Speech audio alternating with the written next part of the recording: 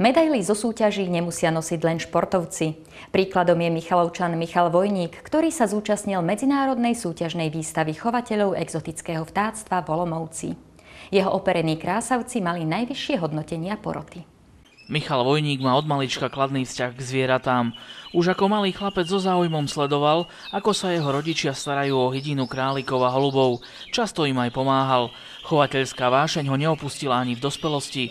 Pred takmer 40 rokmi sa mu zapáčili kanáriky. Chov sa mu postupne rozrastal. Svojich operených krásavcov prezentuje na regionálnych, celoštátnych a svetových výstavách. Jedna z takýchto svetových výstav sa uskutočnila v prvej polovici októbra v českom Olomouci.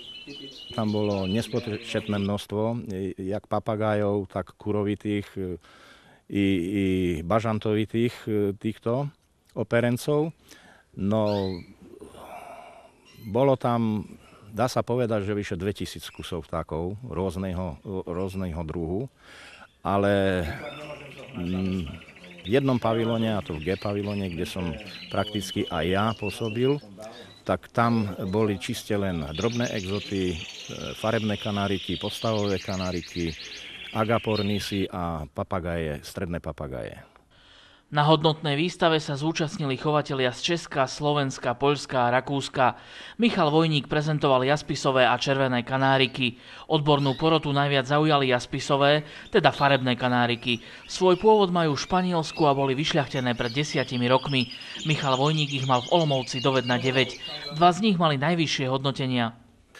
Tak bol to šampión výstavy, ktorý zároveň dostal aj zlatú medailu, no a striebornú medailu. Odborná porota si u operencov všímala hlavne celkový vzhľad a kondíciu. Operence Michala Vojníka spĺňali najvyššie kritériá. Dosiahnuté úspechy sú výsledkom výbornej starostlivosti. Vášnivý michalovský chovateľ však nechce zaspať na vavrínoch. Už v súčasnosti pripravuje svoje kanáriky na medzinárodnú výstavu, ktorá sa o 2 roky uskutoční v Belgicku. Intenzívne sa venuje aj domácemu chovu. V rodinnom dome pod Hrádkom mu vyspevuje viac ako 70 krásavcov. Keďže je už na dôchodku, môže sa im naplno venovať.